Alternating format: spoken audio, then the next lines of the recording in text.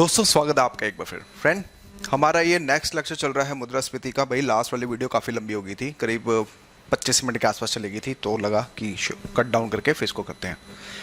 देखो, अगर आप अरोड़ा आईएएस की इकोनॉमी को समझ रहे हैं, देख रहे हैं, तो वीडियो लेंथ की टेंशन मत लीजिएगा। मैं क्विक रिवीजन वीडियो भी लेके आऊँगा, ऐसी बात नहीं है, और आपको काफ़ी कुछ चीज़ें जो है देखने को मिलेंगी।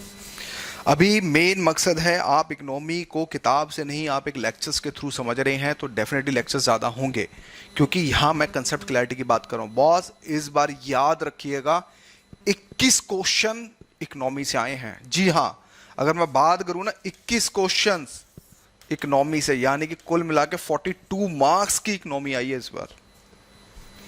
यानी कि इकोनॉमी कर लो, पॉलिटी कर लो और हिस्ट्री कर लो, बाकी सब छोड़ भी दोगे तो भी सिलेक्शन हो जाएगा। आप समझ रहे मेरी बात को? तो कहने का मतलब यहाँ पे ये हुआ कि इकोनॉमी को बहुत अच्छे से लेके चलते हैं। तो चलिए फिर लेक्चर को कंटिन्यू करते हैं। मेरा नाम नितिन अरोड़ा है, घर वाले प्यार से राजवीर कहते हैं, तो आप कुछ भी बुला सकते हैं। तो चलिए फिर देखिए, अगर मैं लास्ट लेक्चर की अगर मैं बात करूं, ठीक है क्या हो गया, ये एनालिसिस ये कहता है कि पिछले कुछ वर्षों में, ठीक है, पिछले कुछ वर्षों में अगर हम देखें तो मांग में तीव्र वृद्धि के प्रमुख कारण हमें जो देखने को मिलते हैं। अगर हम कुछ चीज़ों का एनालिसिस करें, यानी कि ठीक है, अभी जैसे कि 2022 चल रहा है, ठीक है, 2022 तक की अगर हम एनालिसिस करें, यानी 1900 अगर हम 50 से लेके अभी तक चीज़ों को देखें, हम एनालाइज करें। एक होता है ना कि 70 साल का एनालिसिस क्या कहता है, क्या मुद्रास्फीति को लेके क्या एक बात कह के गया, तो उसी चीज को समझने की कोशिश करते हैं। हमें यह पता चलता है मुद्रा आपूर्ति में वृद्धि हुई है, यानी कि आपूर्ति का मतलब यहां पे हो गया, जिसको हम हिंदी में कहते हैं दोस्तों सप्लाई, ठीक है, यानी कि कहीं ना कहीं पैसे में बढ़ोतरी हुई है, ठीक है। दूसरी बात, सरकारी व्यय में तीव्र वृद्धि हमें जो है देखने को मिल रही है, चाहे हमारी पंचवर्षीय योजना के थ्रू, इसका माध्यम के थ्रू हो, या कोई और भी चीजें हो, तो कहीं ना कहीं हमें यह देखने को मिलता है कि इसमें भी सरकारी व्यय में हमें भारत सरकार के द्वारा हमें जो है वृद्धि जो बेसिकली हमें जो है देखने को मिली है। जनसंख्या में भी तीव्र वृद्धि हुई है, थैंक्स टू, देख ही रहे हैं, शायद हो सकता है हम टॉप नंबर 1 पे अब आने वाले हैं कुछ सालों के अंदर, या फिर आ भी गए हों। अभी ऑफिशियल डेटा नहीं है यूएन का, लेकिन यह भी पता चल रहा है कि जनसंख्या में हमें एक तीव्र वृद्धि देखने को मिल रही है, और साथ में ब्लैक मार्केटिंग, काले धन में भी कम से ज्यादा तीव्र वृद्धि हमें देखने को मिली। आपको पता है, मैं आपको एक नॉलेज के दे देता हूं, हमारे देश में समांतर अर्थव्यवस्था भी चलती है। समांतर व्यवस्था का मतलब होता है पैरेलल इकोनॉमी। पैरेलल इकोनॉमी में काले धन का एक बहुत बड़ा अहम रोल होता है। मैं आपको बता दूं, ये जीडीपी का मोर देन 60% हमारा ब्लैक मनी के थ्रू होता है। हालांकि जैसे कि राउंड अबाउट अप्रॉक्स फिगर है, आपको मैं ये बता दूं कि पैरेलल इकोनॉमी जी, काले धन, अब ऐसा है, सरकारी कर्मचारी घूस लें, वो भी एक काला धन है, कहीं और जाओ टैक्स में हेर फेर करो, कोई और भी कांड करो, तो वो भी एक तरह से काला धन है। तो कहने का मतलब ये पता चलता है हमें, अगर हम 70 साल का एनालिसिस निकालें, तो हमें यही पता चलता है कि कहीं ना कहीं मुद्रा आपूर्ति में वृद्धि, सरकारी व्यय में वृद्धि, ये सब चीजें जो हमें देखने को मिल रही है, जनसंख्या में वृद्धि और काले धन में वृद्धि, ये कुछ कारण ऐसे हैं जिसके कारण भी कहीं ना कहीं हमारी जो है मुद्रास्फीति अगर हम देखें तो हमारी कहीं ना कहीं जो है वृद्धि हमें जो है देखने को मिल रही है। इसके बाद जो नेक्स्ट, ठीक है, आगे बढ़ते हैं। अब आते हैं, देखो अभी तक हमने कारण को समझा, दर को समझा, अब कुछ न्यू टर्मिनोलॉजीज को समझते हैं जो लास्ट के 5 से 6 साल में बहुत ज्यादा हमें चीजें देखने को मिल रही हैं। मतलब कि कुछ ऐसे भी वर्ड्स आ रहे हैं हमारे पास जिनका हमें समझना, न्यूज़पेपर्स के अंदर अक्सर आप जो देखते हैं, मतलब इस तरह से चीजें देखते हैं कि हाँ ये न्यूज़पेपर्स में आ रही हैं, तो इनकी गहराई को समझने की कोशिश करते हैं। कुछ बेसिक कंसेप्ट्स को जो यहाँ पे अगर हम बात करें तो समझने की जो कोशिश करते हैं। इसमें हमें यह पता चलता है दोस्तों कि स्टैगफ्लेशन, ठीक है, एक नया वर्ड, आप जब द हिंदू और जब द इंडियन एक्सप्रेस जब आप पढ़ते हैं तो आपको ये चीज समझ आती है कि आखिर इन वर्ड्स का मतलब कि कुल मिला के अगर हम देखें तो मतलब हमारा जो है कुल मिला के जो है क्या होता है। तो इसी चीज को समझने की जो हम कोशिश यहाँ पे करते हैं। देखो, स्टैगफ्लेशन का मतलब यहाँ पे आप इस फिगर से समझो, पहले ये छोड़ो क्या लिखा है ये सब छोड़ो, पहले इसको देखो। हमें ये पता चलता है कि जब हमारी इकोनॉमिक ग्रोथ जब डाउन होती है, या आप इसको चित्र भी बना लेना, अगर आप ऑनलाइन नोट्स बना रहे हैं दोस्तों तो आप ये भी देख लेना कि जब इन्फ्लेशन इंक्रीज होता है और यहाँ पे अनएम्प्लॉयमेंट इंक्रीज हो जाता है।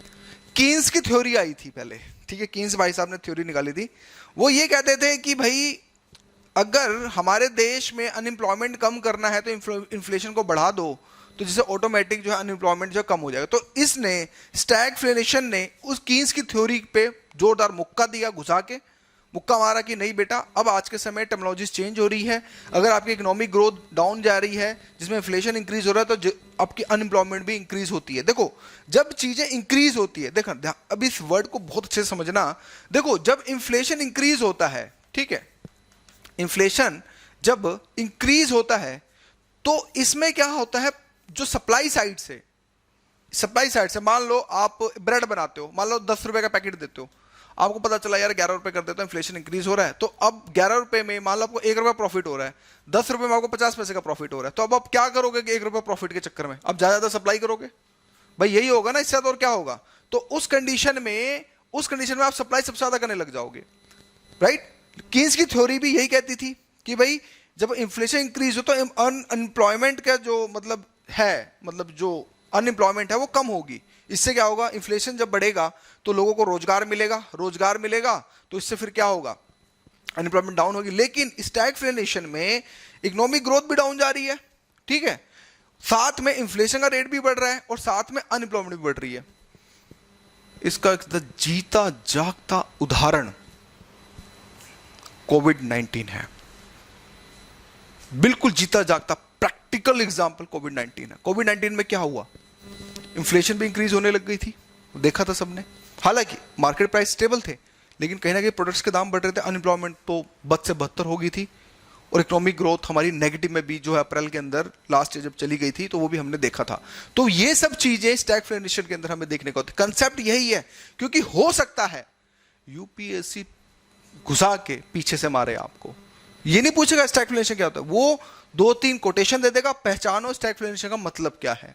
तो जब तक आपके अर्थ अगर आपको नहीं समझ आएगा तो आपके लिए चीजें दिक्कत हो जाएंगी। तो इसका मतलब यह हुआ कि आपको दोस्तों अर्थ के बारे में बहुत अच्छे से कंसेप्ट्स यहां पे क्लियर करने के लिए मैंने ये चीज यहां पे जो बेसिकली जो मैंने डाली है। तो हमें यह पता चला कि स्टैगफ्लेशन से आज से अर्थव्यवस्था की ऐसी स्थिति से है जिसमें मुद्रास्फीति की दर और बेरोजगारी दर दोनों का उच्च स्तर पाया जाता है। यानी कि ऐसी स्थिति से है जिसमें बेरोजगारी दर, ठीक है, और मुद्रास्फीति यानी कि ये चीज और ये चीज, इनका जो है दोनों का जो दर होता है वो बहुत ज्यादा उच्च जो है, हमें अगर हम देखें तो हमें बेसिकली जो है पाया जाता है। ऐसी स्थिति जब उत्पन्न होती है जब मुद्रास्फीति लंबी अवधि से व्यापक होती है और परिमाण स्वरूप यह मुद्रास्फीति अर्थव्यवस्था में आगतों के मूल्यों के साथ साथ वस्तुओं सेवाओं के मांग को, आगतों का मतलब इनपुट कॉस्ट, याद करो वो ब्रेड बनाने वाला जो मैंने आपको बताया था कि आप 10 की जगह 11 में ब्रेड बेचने के आपके इनपुट कॉस्ट महंगे हो गए हैं। तो यही सब इसको हम स्टैगफ्लेशन कहते हैं। यानी कि दोबारा से रिपीट करते हैं छोटा सा, जिसमें इन्फ्लेशन भी बढ़ रहा है, अनएम्प्लॉयमेंट भी बढ़ रहा है, इकोनॉमिक ग्रोथ डाउन हो रही है, उसको स्टैगफ्लेशन कहते हैं। समझ आ गया, इन्फ्लेशन बढ़ रहा है, ठीक है, और अनएम्प्लॉयमेंट भी बढ़ रहा है, तो उसको हम बेसिकली हम क्या कहते हैं, हम उसको ये कहते हैं। नेक्स्ट चलते हैं आप थोड़ा सा आगे, ठीक है, थोड़ा नेक्स्ट चलते हैं दोस्तों। हाँ, नेक्स्ट में हमें ये देखने को मिला कि अब समझना डिफ्लेशन, ठीक है, ये बहुत बड़े कंफ्यूजिंग वर्ड्स हैं। अगर तुम ना इकोनॉमी की कोई किताब भी पढ़ोगे तो भी तुम्हें जल्दी नहीं पल्ले पड़ेगा। यहां पे मैं चीजों को समझने की कोशिश कर रहा हूं। डिफ्लेशन, ठीक है, डिफ्लेशन होता क्या है, जिसको हम कहते हैं मुद्रा अस्फीति। ये प्रीलिम्स ओरिएंटेड क्वेश्चन ज्यादा आ सकते हैं दोस्तों, प्रीलिम्स के लिए माल ज्यादा है, मेंस के लिए ना के बराबर है, लेकिन प्रीलिम्स ओरिएंटेड क्वेश्चन सबसे ज्यादा जो हमें अगर हम बात करें तो हमें देखने को मिलते हैं। देखो पहले पढ़ते हैं फिर थोड़ा समझाते हैं। इसमें वो ये कहता है कि ये मुद्रास्फीति की पूर्णतः विपरीत स्थिति है। यानी कि हमें एक बात ये पता चल गई कि जस्ट ये अपोजिट है इन्फ्लेशन का, यानी मुद्रास्फीति का। यही बात बोल रहा है भाई। फिर ये कह रहा है कि इस स्थिति में समय के साथ अर्थव्यवस्था में वस्तुओं सेवाओं के सामान्य मूल्य स्तर में गिरावट आती है। यानी कि मंदी बोल सकते हो एक तरह से इनडायरेक्टली वे में, लेकिन टेक्निकली मंदी नहीं है ये। लेकिन हमें यह पता चल रहा है मुद्रास्फीति डिफ्लेशन में हमें यह पता चलता है, मुद्रास्फीति में क्या होता था, जो मुद्रास्फीति में दोस्तों ये होता था कि जो प्राइजेस थी वो इंक्रीज हो रही हैं, लेकिन डिफ्लेशन में क्या होता है कि दोस्तों प्राइसेस जो होते हैं वो डिक्रीज हमें जो है देखने को मिल रहे हैं। हमें यह बात सबसे ज्यादा जो है समझनी पड़ेगी। तो हमें यह पता चला कि मुद्रास्फीति की दर जब 0% ठीक है, ऋणात्मक मुद्रास्फीति दर से कम होने पर अस्फीति की स्थिति जो है यहां पे उत्पन्न होती है। यानी कि जब बेसिकली अगर हम बात करें तो जब नेगेटिव से भी नीचे निकल जाए, मतलब जीरो से जब नीचे हो जाए, ठीक है, तो उसको हम अगर हम बात करें तो उसको बेसिकली जो है हम डिफ्लेशन के तौर पे अगर हम देखें तो कहते हैं। यानी कि मुद्रास्फीति की दर जब 0% से कम होने पर,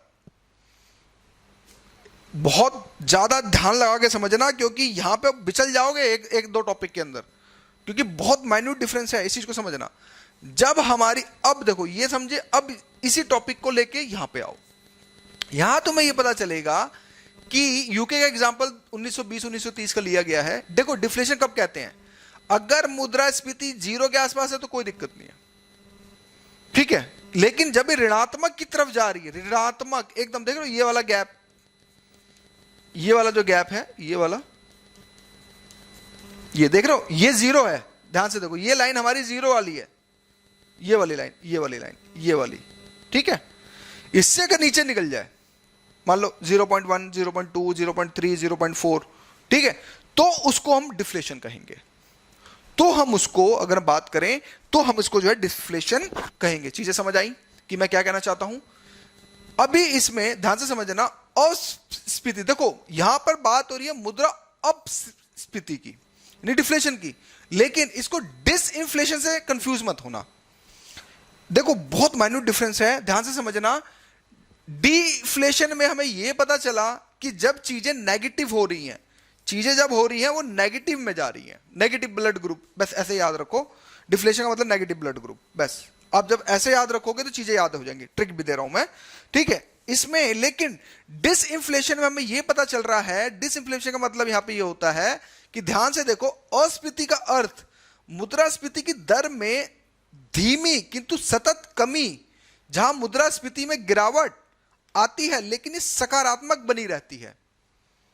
डिसइंफ्लेशन में देखो यहां बहुत कंफ्यूजन है, इस चीज को समझना। डिसइंफ्लेशन में हमें यह पता, डिफ्लेशन में हमें यह पता चला दोस्तों कि हमारी जो नेगेटिव ग्रोथ है बिल्कुल नेगेटिव हो जाती है, जीरो से जब चीजें नीचे चली जाती हैं। लेकिन डिसइंफ्लेशन में हमें यह पता चलता है, यानी कि अस्फीति में हमें यह पता चलता है कि जब जीरो नहीं होती लेकिन ग्रोथ डाउन हो रही है, लेकिन इसको टच नहीं करेगी, जीरो नहीं होगी, ठीक है, डाउन हो जा रही है, लेकिन यानी कि कुल मिला के यहां तक रहेगी, यहां तक रहेगी, यहां पे हो सकती है, यहां पे हो सकती है, यहां पे, लेकिन इसको टच नहीं करेगी और ना इसके नीचे जाएगी, ना ही इसके नीचे जाएगी, यानी कि नेगेटिव नहीं जाएगी ग्रोथ, जो भी रहेगी जीरो से प्लस रहेगी, लेकिन डाउन हो रहा है, लेकिन जीरो तक ही, उसी के आसपास ही मंडराती रहेगी। तो उसी चीज को यहां पर डिसइंफ्लेशन के नाम से जाना, यानी कि दो वर्ड आपको क्लियर हुए, एक आपको हुआ डिफ्लेशन और एक आपको हुआ डिसइंफ्लेशन। तो ये वर्ड्स आप जरूर याद रखें क्योंकि मैक्सिमम बच्चों को यही कंफ्यूजन होती है, वो क्या कहते हैं टिक लगा के आ जाएंगे यूपीएससी में और बेड़ा गर्क करके आ जाएंगे। पता है ना, एक क्वेश्चन गलत होता है तो आपको 2 मार्क्स नहीं कटते आपके एक क्वेश्चन गलत होने पे बेटा 2.6 मार्क्स कटते हैं, 6 क्यों? नेगेटिव भी तो ठोकेगा यूपीएससी। तो इस चीज को आपने जो समझ के चलना है, समझे मेरी बात को, कि नेगेटिव भी तो ठोकेगा बॉस, इस चीज को आपने जो समझ के चलना है। तो ये चीज है कि मुद्रा अस्फीति और डिसइंफ्लेशन, यानी कि डिफ्लेशन और डिसइंफ्लेशन में अगर मैं इसको डोनेट करूं, यहां पे मान लो डिफ्लेशन लिख रहा हूं मैं, इसमें आप ऐसे लिखो नेगेटिव ग्रोथ, ठीक है, इसमें आप ऐसे लिखो डिसइंफ्लेशन में ये लिखो कि ग्रेटर देन जीरो, बस ये एक साइन होता है, ग्रेटर देन जीरो लिखो, इसमें आप जीरो को नेगेटिव करके आप साइन ऐसे लगा दो, शॉर्टकट है, याद करने का तरीका है ये, ठीक है। तो ये आई होप आपको ये टॉपिक, अब ये इस तरह का जो संकट, अगर हम बात करें इस तरह का संकट दोस्तों 1997 के अंत में एशियाई वित्तीय संकट के बाद हांगकांग की अर्थव्यवस्था में काफी समय तक रहा और ये स्थिति जो है 2004 में जाकर समाप्त हो गई थी। ये एग्जाम्पल है, अगर मान लो आप यूपीएससी के इंटरव्यू में जा रहे हो, पैनल में बैठ रहे हो, पहले तो यार पैनल बहुत कॉर्डियल होता है, ठीक है, बहुत कोऑपरेटिव लोग होते हैं, ये साले कोचिंग वालों ने हवा बना रखा है, ठीक है, दुनिया भर का, लेकिन सच बताऊं तो पैनल बहुत कोऑपरेटिव होता है, वो आपको पुश करते हैं कि आप कुछ बोलें बोलें बोलें। तो उस कंडीशन में यहां पर हमें 1997 के अंत में एशियाई वित्तीय संकट के बाद हांगकांग की अर्थव्यवस्था में हमें इस तरह की चीजें देखने को मिलती हैं। तो दोस्तों आई होप आपको ये टॉपिक एनर्जी लगी, लेकिन टॉपिक आपको मज़ा आया होगा, चीज़ें समझ आई होंगी और अच्छे से आपका हुआ होगा। नेक्स्ट चलते हैं।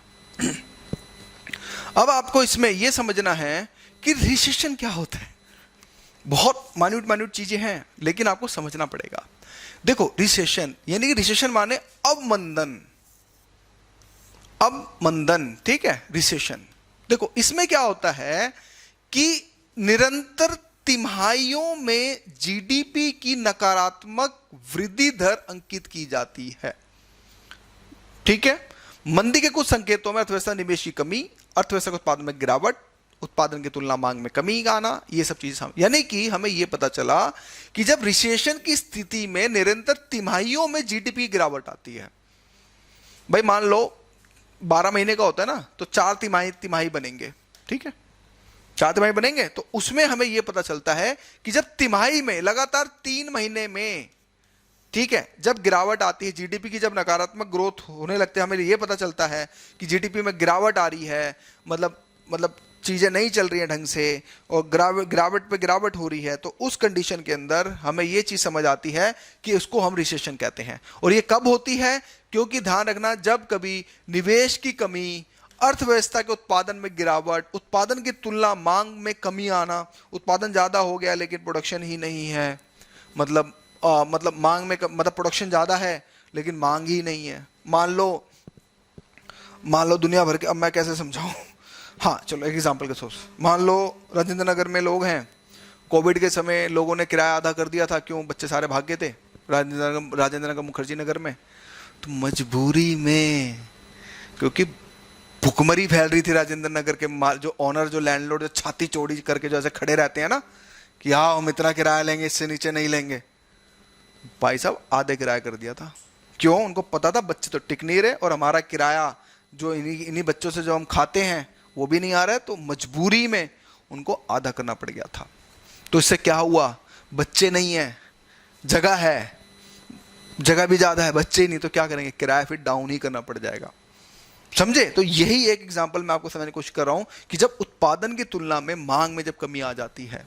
आप देखो, मैं रियलिस्टिक एग्जांपल नहीं देता, उसके लिए किताब पढ़ी है, चीजें समझाने वाली हो कि जब आप मेरा वीडियो बंद करो मजा आ गया, मतलब बस ये निकले कि हाँ यार कंसेप्ट समझा, बढ़िया से समझा। तो उसी चीज को यहां पर ये सब रिसेशन के नाम, यानी कि जब, अब देखो यहां पे एक वर्ड रिसेशन में बहुत समझने की जरूरत है।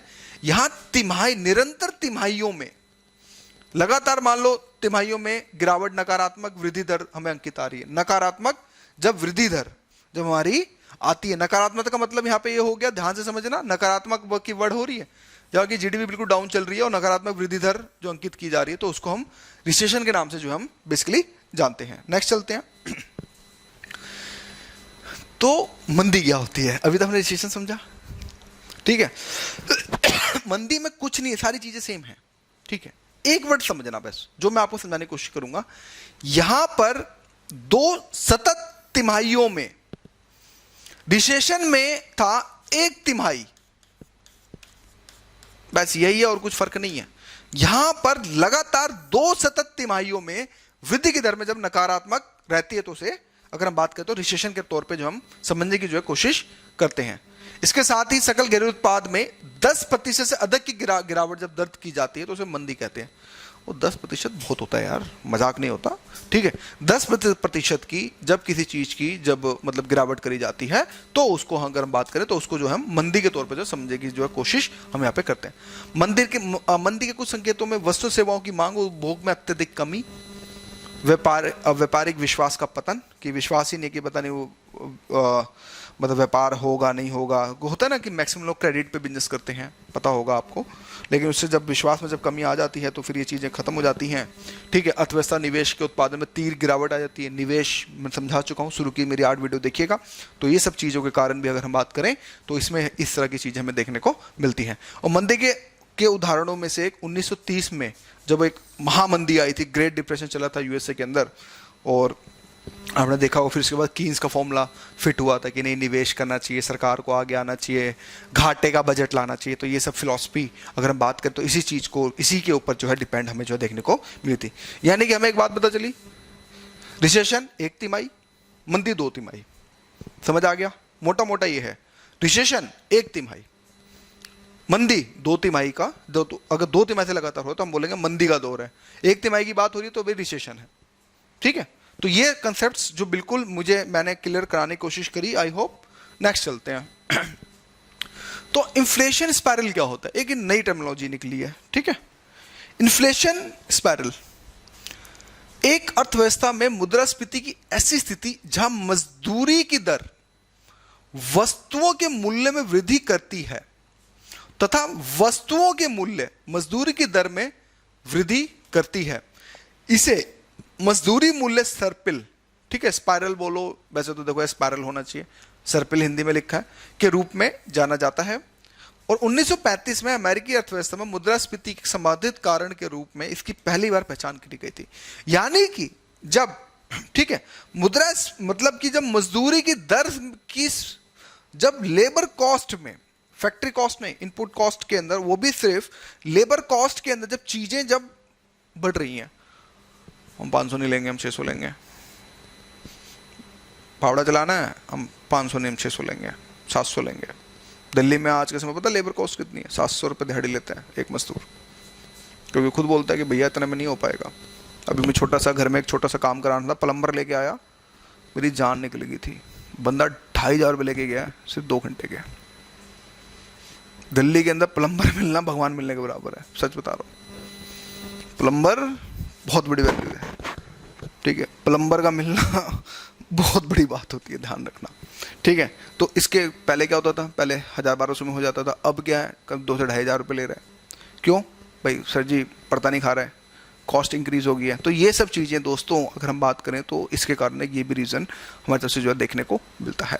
ठीक है, तो जिसके कारण बस यार मोटा मोटा ये याद रखो, जब मजदूरी की दर में वृद्धि हो जाती है, ठीक है, मजदूरी लेबर कॉस्ट जब इंक्रीज होती है, तो उसको हम इस टर्मिनोलॉजी के नाम से अगर हम देखें तो हम जानते हैं। ठीक है, फिर एक होता है रिफ्लेक्शन, रिफ्लेशन बोलो, रिफ्लेशन बोलो, कुछ भी बोलो यार, ठीक है, बस मोटा मोटा समझ लेते हैं। उस स्तरीय आर्थिक विकास हेतु बेरोजगारी को कम करने और मांग को बढ़ाने के उद्देश्य से सरकार द्वारा जानबूझकर ऐसी स्थिति जो है पैदा करी जाती है। यानी कि कुल मिला के ये हुआ कि इसके अंदर बेसिकली जो अगर बात करें कि उस स्तरीय आर्थिक विकास हेतु बेरोजगारी को कम करने और मांग को बढ़ाने के उद्देश्य से सरकार द्वारा जानबूझकर ऐसी स्थिति पैदा करी जाती है। मान लो सरकार चाहती है कि देश के अंदर विकास हो, तो अब सरकार का यहाँ पे अगर हम बात करें तो गवर्नमेंट का इंटरफेयर यहाँ पे आ जाता है।